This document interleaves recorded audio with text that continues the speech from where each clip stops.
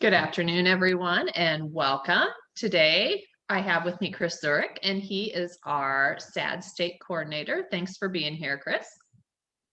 Thanks, Felicia. And today he's going to talk about our Youth Ambassador Program, which he's done live with me before, kind of introducing the program and explaining what it is.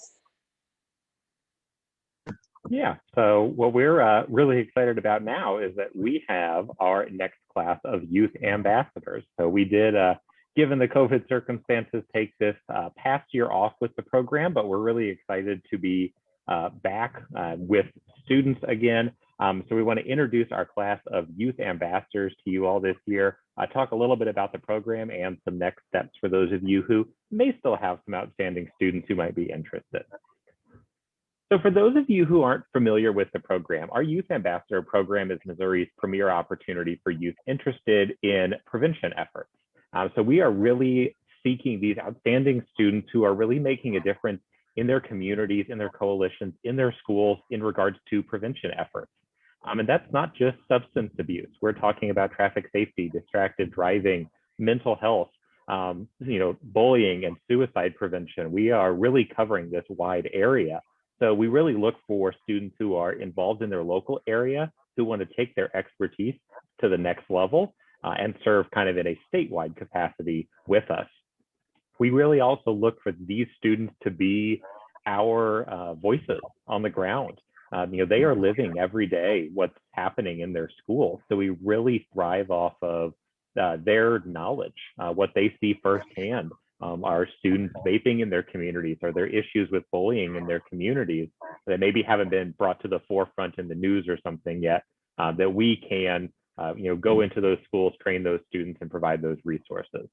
So our Youth Ambassador Program is a really comprehensive program all the way through the school year, a 9-month period for these student leaders.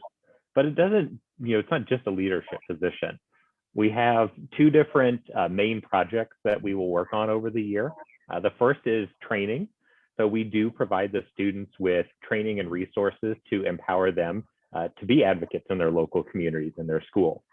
We do a day-long training in the fall, in person, fingers crossed this fall, bringing our students back in to build up those competencies for them to be effective leaders and also give them the skills and understanding.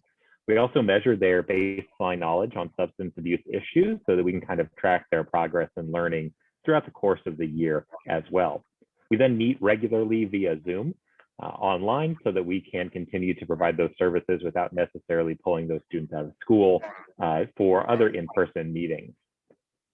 The youth ambassadors will also do a project over the course of the year. This is really the capstone opportunity for these students because we give them full control over what they want to do.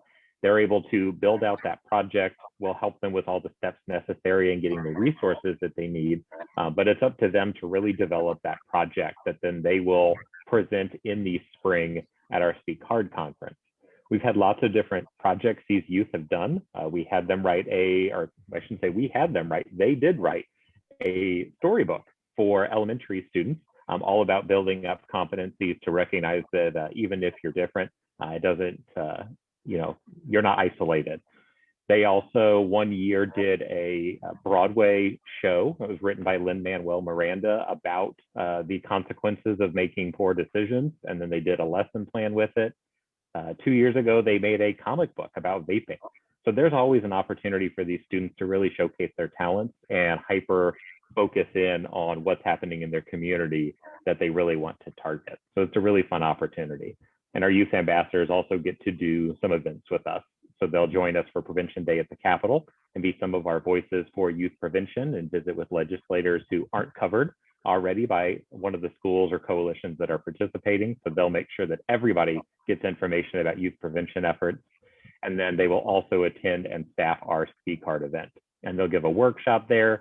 They will host some kind of a lunch and learn topic. They'll be at registration. They're really the faces of that conference for us. So we really enjoy getting our youth ambassadors out there at the forefront of what's happening in our communities and of course, statewide.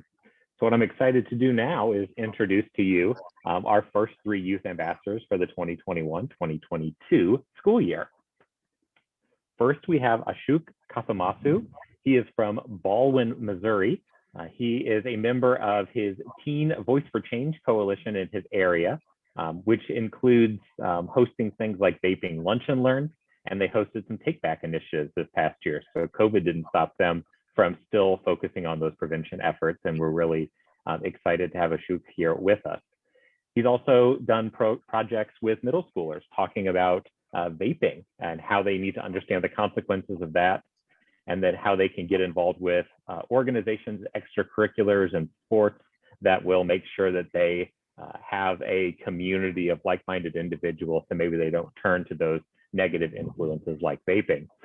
Also a member of Speech and Debate and the Math Honor Society, and is a summa cum laude in his academic honor role. So really excited to bring a student from Missouri's largest metro area of St. Louis into the mix here to share what's really happening over on the eastern side of our state. We haven't had one from that area for a while, have we? No, we haven't had somebody from the St. Louis area here for a couple of years. So really excited, and hopefully can be a trendsetter in getting some more students in our big metro area to join us. Next up, we have Jasmine Lambert. She's from Jefferson City, Missouri at Blair Oaks High School, and she is a co-vice president of the Random Acts of Kindness Club. This is a great organization that actually got featured in a News Tribune article, and we were able to get connected with this organization and got to meet Jasmine Lambert. She actually gave a presentation at our Speak Card conference about what the Random Acts of Kindness Club does to improve some mental health issues and some bullying issues that were occurring at her school. So really excited to bring her on. She's also a member of the Gay Straight Alliance, Drama Club, Art Club, and Student Council, and a straight A student and an honor roll recognition student. So excited to have Jasmine join us. We were proud to see what she was able to share back in April, and glad to have her as a part of our Youth Ambassador program this upcoming year. We're also lucky enough to have Emma Sandbooze. She is from Jefferson City, Missouri, Blair Oaks as well, and is the other co-vice president of our Random Acts of Kindness Club, or the Random Acts of Kindness Club at Blair Oaks. She's also a member of FBLA, American Sign Language Club, Academic Team, and 4-H, and is part of the Rotary Youth Leadership Awards Academy. And again, she presented on what the Random Acts of Kindness Club did back at our Speak Card conference in early April. So we're really glad to have these two students from our Blair Oaks area, just outside of the capital city, join us, who are really focused on some of those mental health bullying kind of issues in the community. We have Ashok, who has some experience in vaping and some take-back initiatives for prescription drugs. So we're really getting a pretty nice rounded out program this year, but we are not done yet.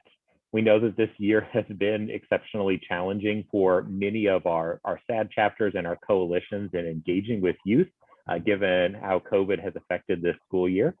So we will be running an additional application period at the beginning of next school year, when we hope that everybody is back in person, organizations are able to meet back in person again. So if you are interested in this program, if you're a youth watching today, if you are a guidance counselor or a coalition leader, please share out the Youth Ambassador opportunity. You're welcome to reach out to myself or Alicia, and certainly look for that application to go back live in August, where you can have opportunities for your students to be a part of this program.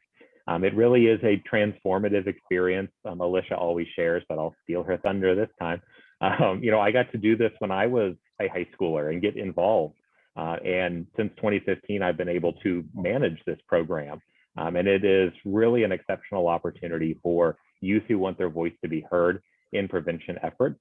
And we really want to build that next generation of people so that 20 or 30 years down the road, you won't see me and Alicia on a webinar. You're going to see our former youth ambassadors leading the charge of prevention efforts here in Missouri. So really excited about the next generation of students coming up, and excited to hopefully get a few more when we enter the fall season. Yeah, that's what you did, steal my thunder. That's my favorite story to tell, but it's fine. I guess you can tell it once.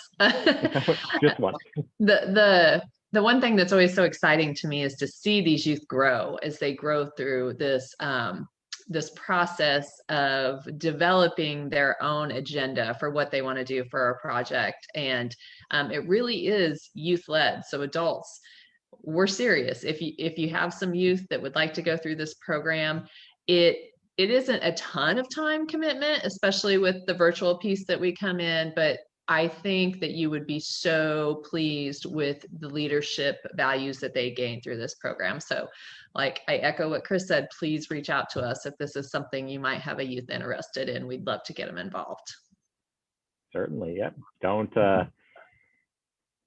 not share it, I guess is the best advice I can have. It really is, just such a good opportunity for these youth. And it's not, while we definitely have a focus on prevention efforts, Alicia's right, we also focus on building them up to be leaders. So we do give them those leadership skills and help them with facilitation and public speaking and team building and project management. So they're gonna become well-rounded leaders. We just hope that they're going into prevention and joining us in the future. Yes, absolutely. So I will drop email addresses in the comments so you can reach out to either Chris or I if you have any questions. And we look forward to getting some more applications in when they go live in the fall. So thank you so much for joining me today, Chris, and explaining it. Yeah, thank you very much for having me. And we'll see our student leaders really shining come fall 2021. Great. Thanks. Have a good day. Thanks.